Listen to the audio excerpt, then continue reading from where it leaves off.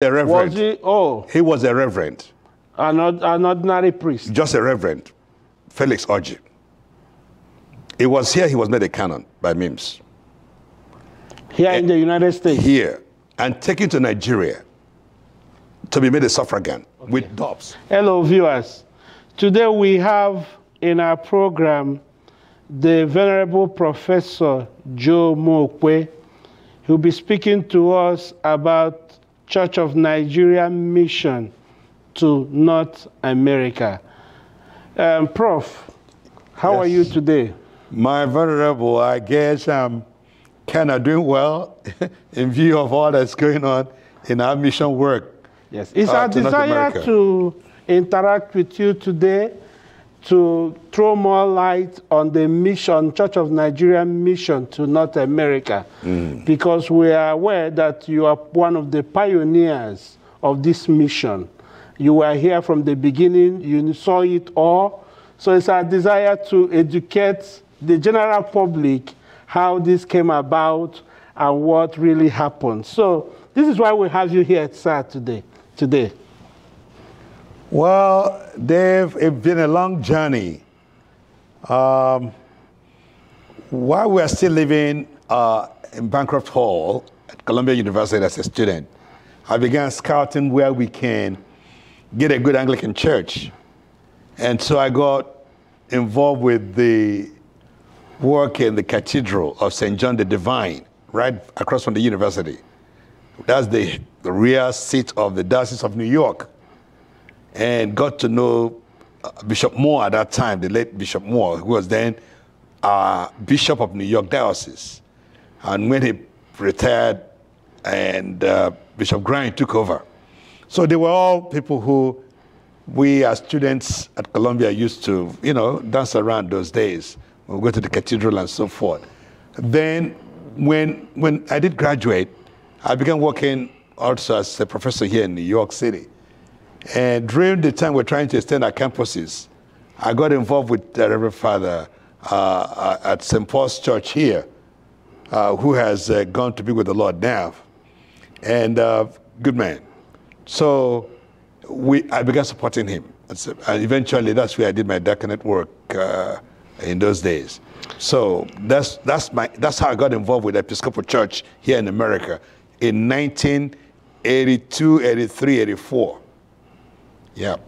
So, Prof, we have a couple of questions for you today that will help enlighten most of our young clergy, especially those here in North America. One of the questions I would want to ask you today would be, why did you and other Nigerian priests in the 90s desired an Igbo church within the Episcopal Church of the U.S., ECUSA? Actually began in the 80s. People like Kevin Nwigwe was already having a good work in Manhattan. And I used to go from time to time to support him there when I just left from the seminary. And then got involved into the work in the Diocese of New York. But I was more with our work here at St. Paul's Church in the Bronx. But it came to a point where we're not having children. And they're all growing up before us. They're all born here. My daughter was born here, the two girls and my son. And we were looking for a way to get them to know that we are more than just Episcopalians. We are Anglicans, that they haven't been a catechist. So we began to look for things. We now took initiative to begin to form the Igbo congregation. And we began to meet in Manhattan. And the rest is history. But what happened is that the Episcopal Church had no room for cultural setting that could reflect for our children what an Anglican church is like. They are high church. You know what I mean by that. And with all the things we learned in the seminary, so we wanted something different. That would be a low church, where we can sing choruses, clap hand, dance, our own music, beat our drums. Like Africans. Of course. So that was the joy we had in trying to begin our own Nigerian type Anglican church. Thank you, Prof. Our second question would be, why did you and other Nigerian priests in the 90s desire to move your Igbo Anglican churches out of the Episcopal Church of the U.S., ECUSA, to your various home dioceses in Igbo land? Oh, you know, when, I don't want to mention names, when they had the first woman being consecrated the bishop in Boston, and we saw danger coming. Already we know there are issues of homosexuals and lesbians already at wash. I've been a victim of that as a priest. But it came to a point where we couldn't take it anymore. And lesbians were priests, homosexuals are making bed priests, and we know our culture. And we want to bring people in there, and they were resenting all this. We would reach a Nigerian, they want to bring him to church. And here, there are lifestyles that are contrary to what we believe. I am personally not condemning anybody, please. All I'm saying that these things are not part of our upbringing and culture at that time. And we needed to do something different. So our fellowship began to grow seriously. And everybody began to do their own little things.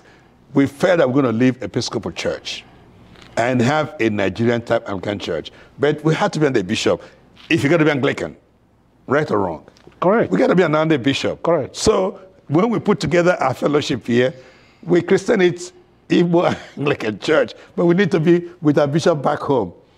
And so we began reaching out to all the bishops we had, from late Bishop Abel to HF. They were all people we were reaching out to at that time. Both of them, they're going to be with the Lord now. And they were encouraging to us. And they visited with us a couple of times here. Abel in particular spent time with us here in New York. Archbishop Wankiti came here a couple of times just to visit. And the Queen came on a visit. HF, oh, God help me. It was always coming here, helping us to make sure our spiritual life as Nigerian Anglicans, we are not diminished. So that's where the whole thing led us to now begin to move out and begin to work under them. As priests, some of us left outrightly. Some of us remained in the Episcopal Church until Archbishop Akinola came in to give the work a good shape that made us to properly now leave all of us from the Episcopal Church. Okay. Thank you for that piece of information. We have another question for you, Prof. Why did you and other Nigerian priests in the 1997 cooperating with the mainly white Episcopalian churches in the U.S. Decided to move on when they had their homosexual? Because there was a crisis. Most of the whites who were against that lifestyle and who liked traditional Anglican church, they were against issue of sexual orientation. They were against women ordination. And we all began to work together now. They've left Episcopal Church. They are now on their own, trying to, some of them hold on their parish, and others began to do new things. And we also, Nigerians, began to fellowship with them and begin to mix with them, and they all left. But then Episcopal Church started now fighting them to take their buildings, or even defrock some of them, or deal with some of them in a way that was, very, very evil. So we began to encourage them to continue with us and began to get our bishops to know them. And the fellowship we were forming then became something, because remember we had what we call the convocation of Nigerian Anglicans in America. That's Kenya. Yes, I was going to come to that. Yeah. How did you and other Nigerian priests in the by 2000 began the convocation in North American church, the Igbo Anglican Clergy Association? What really happened? What role did Archbishop Maxwell and Ekwenwa play to that effect? Archbishop Ekwenwa was very supportive of us those days. He gathered us time and again. Venerable Ekezie was very powerful at that time in this movement. Venerable Nwigwe was there, powerful. I was there, we were pushing.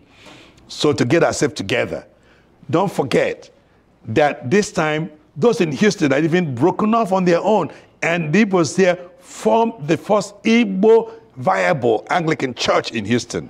And Kenan Ogbunugwu was their priest. And they, in fact, when they left the Episcopal Church of Houston, they came under the covering of Archbishop Benjamin Nwankiti. He became their mentor. In fact, he was here at this altar we are sitting with you, also visited us here in New York to help us push into the Diocese of Rwanda. Ogbunugwu and all of them from this church now that are called All Saints. That was the only church that was very effective at that time in Houston. And they all now joined the Diocese of Rwanda. And our father in the Lord, Archbishop Benjamin Nwankiti, was with that time in Houston with them, mentoring them, shepherding them. And this work took shape under Bishop Murphy, and who was then the Bishop of Emir, that's what it was called, under Rwanda, Anglican Mission in America, Emir. And Bishop Chuck Murphy was the assistant bishop of that. And Ogbunugwu and all of them were under him at Emir. Our Archbishop Nwankiti was supporting him in Houston. And Rwandan bishop, I can't remember his name, was then the prelate who was in charge of the whole work at that time.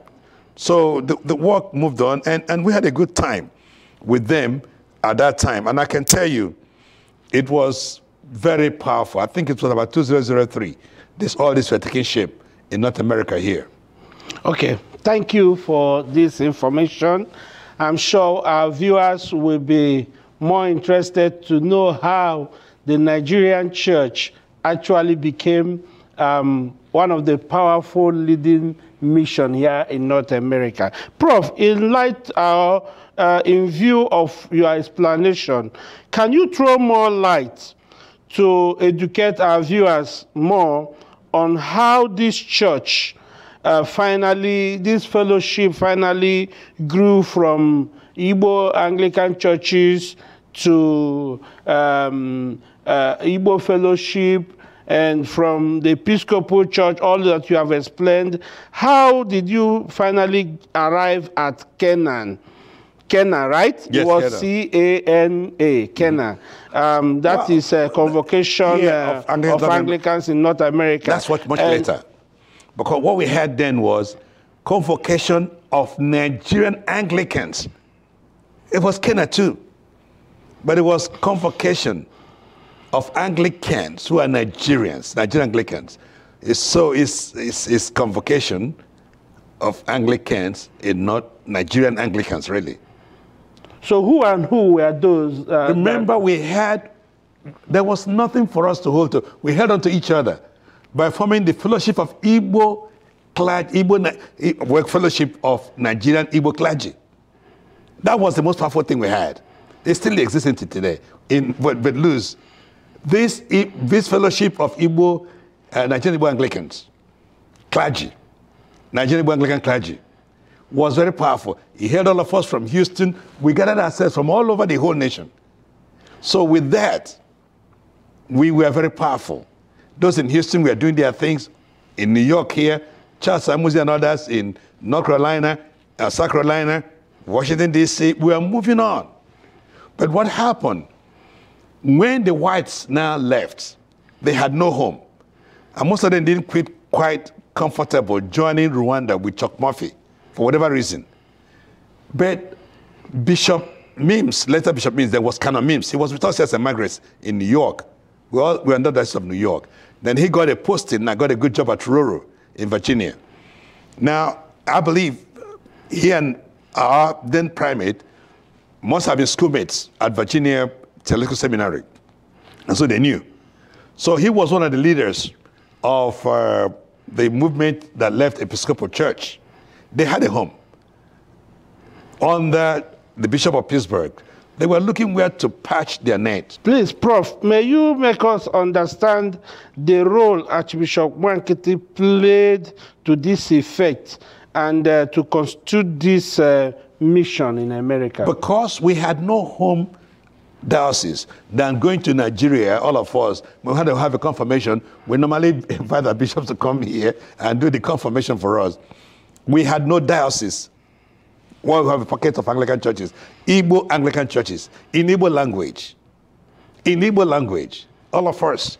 And even though we have sometimes bilingual meetings, but we always reach out to our home bishops. All of them were coming here. Then the old bishops I'm talking about, way back when the likes of Echefu, and all of them at that time. Father Nwankete, and all of them were good. All we had. You know, it's the first time some of us will be hearing that these great patriarchs of the church were actually. That is why I flew down to Nigeria when Nwankete passed on. I had to, because where we are standing here, it was purely Anglican setting at that time. He preached here on this altar. He did communion at this place we are sitting now. We had a good time with him. He flew in from Houston to extend the work of Anglicanism to Emir. Okay. Prof, how did you and other Nigerian priests by 2005 got into convocation in America of Nigerian Anglicans under Archbishop Akinola? How did this work begin? What was the role of Archbishop we started Akinola meeting with the whites before Akinola came. We were all of them trying to find our way either through Emir or Rwanda or Kenya. Then we offered them Nigeria. We offered them Nigeria. I thought we better, instead of going to Rwanda and Kenya, come join us. Let's do something with our own province, Nigeria. That is how Mims reached out to Akinola, whom he knew. We told him, he said he knew him. So then he connected with him. Because they were students together at Virginia, could have been. And so now he appealed to all of us to meet in Houston in 2003. To 2004, we were all, matter of fact, the first retreat we ever had was in Houston at that time. The present primate of Nigeria, Most Reverend Henry Ndukuba, led us in a retreat. All of us, for those 3 days retreat. It was the present primate. Then there was nothing like Cana. So he's been around here. There was nothing like Cana. Cana. The mission. The present primate of Nigeria came to organize us in a retreat with the primate of Nigeria, Akinola. Wow. It was that meeting that led to Cana being transformed from Nigerian Anglicans to Convocation of Anglicans in North America. It was that meeting in Houston. Then 2004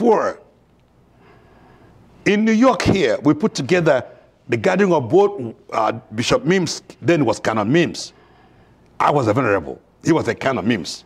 And Wigwe was the venerable. Ekes was the venerable. We all met here in New York. We organized the center. So that will bring us to this question.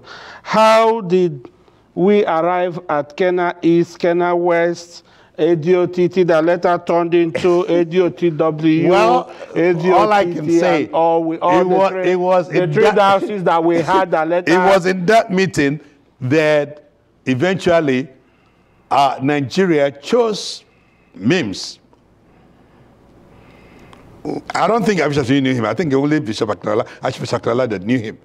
Our primate now maybe exposed him to them. Then he was given to us as the first bishop of this convocation of Anglicans in North America in 2005. And even the Archbishop Rower, whatever your name was then at Canterbury. He opposed it, but we overruled him and we said we need our own movement here in North America. Mims became a bishop. But I believe that they used us. They used Nigeria. I don't think their mind was to be under Nigeria from that inception. Because what happened, when they put pressure on him to get one of us who are here in the founding of Kenya to be his assistant or suffragan, he refused. It was, I think, the move in the House of Bishops in Nigeria, if the truth be told, that forced the hands of our bishops to now find a Nigerian who will be assistant to him as assistant bishop or suffragan. That was how Nathan Kanu's name came up. I guess the Yoruba bishop on the other angle also said, well, if this chap is going to be a suffragan, we need also Yoruba to be a suffragan too. Okay. So that was the politics that led to Bishop Nathan Kanu being made a suffragan under Mims, and Bishop Amos Wamiye suffragan under Mims. So two of them were there. So they were both suffragan bishops? Both Nathan and Amos were suffragans under Mims. Oh, good light. Throw more. And Mims wouldn't use them. Really? Mims wouldn't use them. He never supported Amos or Nathan. They are still alive. Yes, yes. Bishop Nathan is still serving. He's still there. Bishop Amos retired. Amos is retired now. Mims refused to use it. It was in Virginia that we all grew weary of these things. And Nathan was being frustrated by Mims. Same as Amos. Amos now began to agitate to leave Cana. He's still there. Whatever I'm saying on record. Then Henry died in Abanod. Bishop of Abangwa. Abangwa North. Not Henry, I think. Well, I don't know what his name is. I think it's the bishop of the late Bishop of Abangwa. Yeah, I can't quite remember his name. Pioneer Bishop. The pioneer Bishop of Abanod suddenly died. So an opening came up. So it's okay. I helped to get Kanu back to Nigeria. To now morphed into being a full bishop, Abanod. Yes. Then he took over from the late bishop. Yes, bishop. I can't quite remember his name. But what happened is that Amos now began to push for us to leave Mims alone, to run this thing with these whites. Because Mims faced the whites, not us Nigerians. So it was in this move that MDT were being morphed. Listen to me very well here. Mims now began to push against having MDT. Because I was in the beginning with Amos from the word go. Some of us began to support him. I know that Igbos here didn't want us to go with a Yoruba bishop, but I said, no, I am not a tribalist. I remember I was a parish priest around here then. He wasn't quite accepted. I said, no, I'm going to follow him. Yes, you did. Anything that would take me out of being under the white man, I will do it.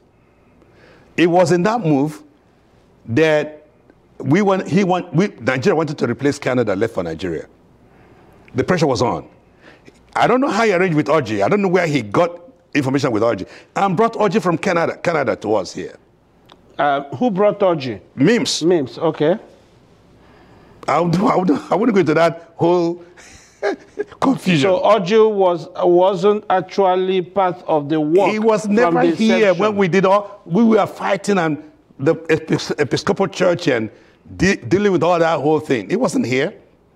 It was Mims that took him. Dobbs was working for Barnabas Fund. So, like, what year did he join the mission?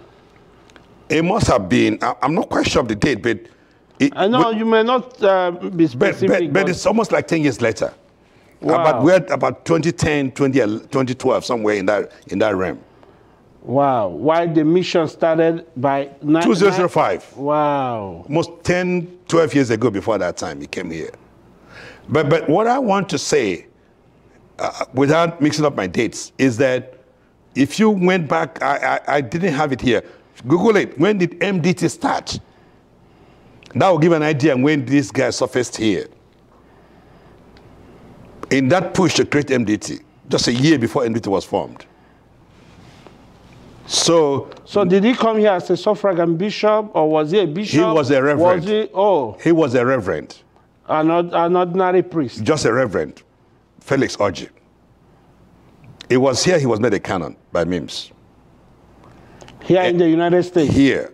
And taken to Nigeria to be made a suffragan with Dobbs, who came from New Zealand as not a priest. He was working for Barnabas Fund. Oh, he wasn't a priest. Amos made all of them, Mims. Let me get this right.